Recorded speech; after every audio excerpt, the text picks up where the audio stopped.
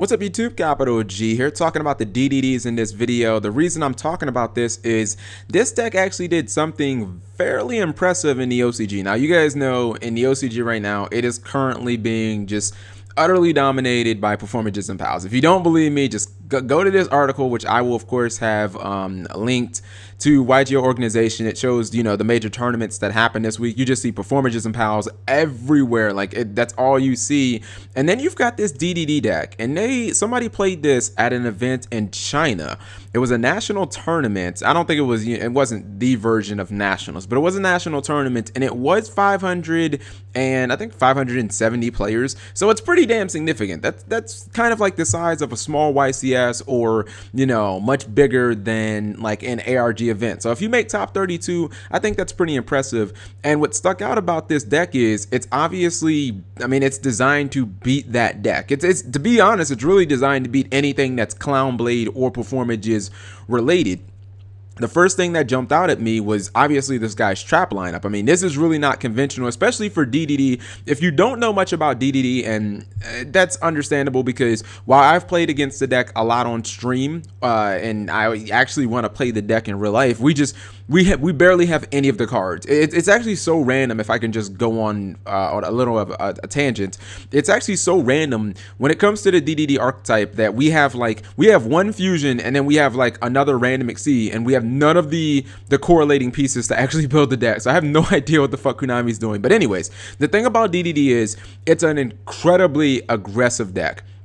DDD can OTK your opponents very easily because the deck has its own version of Miracle Fusion that works essentially every single turn. This card right here, the Dark Contract of the Swamp King, you can basically send cards from the field, the graveyard, or if you're summoning a DDD, then you can, you can use resources from your graveyard, which is obviously really good.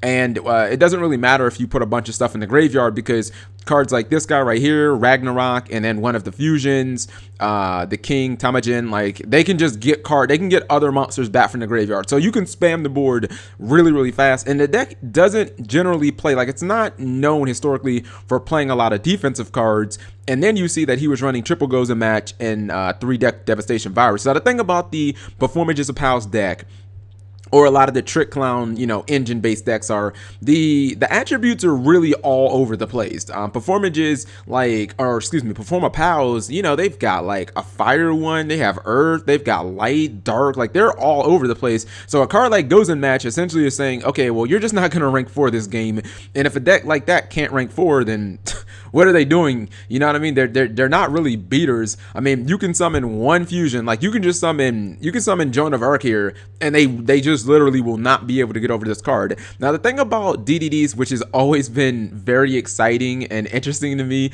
is generally when you're playing a conventional DDD deck, the deck is crazy aggressive, but it's kind of like you're kind of like on a time counter, because the deck can burn itself to death. The main spell cards that you use are Hellgate, which this is essentially a continuous rota. I mean, every single time, or during your main phase, once per turn, you essentially just search for whatever the hell you want. The same thing with this continuous Miracle Fusion. The thing is, these cost 1,000 life points during your standby phase. It's not that big of a deal. Any smart DDD player can play around it, because DDDs have a couple of cards that can they mitigate the burn damage. Like, you know, she basically says anytime you would take burn damage, basically gain that life point. So, you know, they've got a couple of cards in their archetype that that basically just nullify the burn. But if you're in a bad situation, if somebody kills one of your monsters during that standby phase, or they book a moon, something like her, you could technically burn yourself to death. It also means that Ring of Destruction is not particularly, it can either be terrible against this deck or really great against this deck, like depending on it. If your opponent, you know, has to pay 2,000 life points, and then you have like another big DDD monster on the board like this, and then you use Ring of Destruction on it, like your opponent's going to be eating a ton of damage that turn. Now, what's cool about this deck is it looks like he didn't completely just rely on his trap lineup. If you notice, Deck Devastation Virus is for those little weenie engine decks. Like all of those OCG decks that are primarily focused on rank 4, they all have one thing in common. Like all the monsters are really, really small. So Deck Devastation Virus can completely wreck their deck. And then of course, you still get to see all your opponent's cards in their hand. So like even if you only hit one monster on the field, you still know what they're doing. You still get a peek at their entire hand.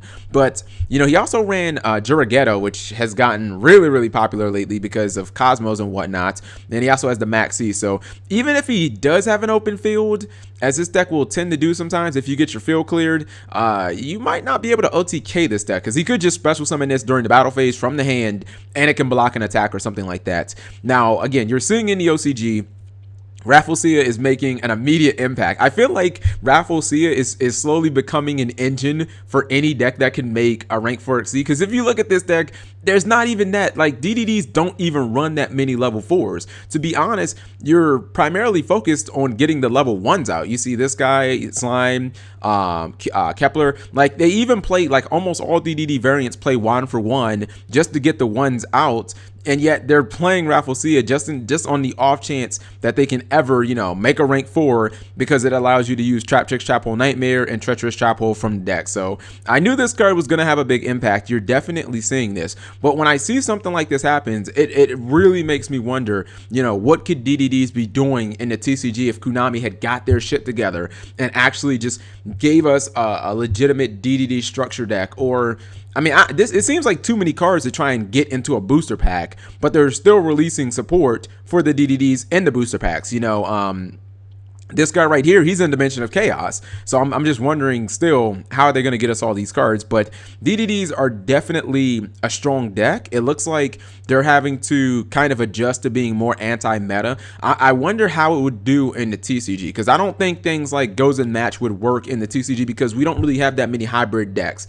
You know, Cosmos is pretty much all light and Necros is all water. You know what I mean? Like for the most part, everything in the TCG is pretty much attribute and archetype based. So this card wouldn't be as strong, but I still think that this deck could be a lot of fun and it could be successful in the TCG. I just have to hope that eventually, crossing my fingers, by the end of the year we'll get a majority of these cards. So let me know what you guys think. Let me know what you guys think of DDDs, the archetype. Thank you guys for watching as always.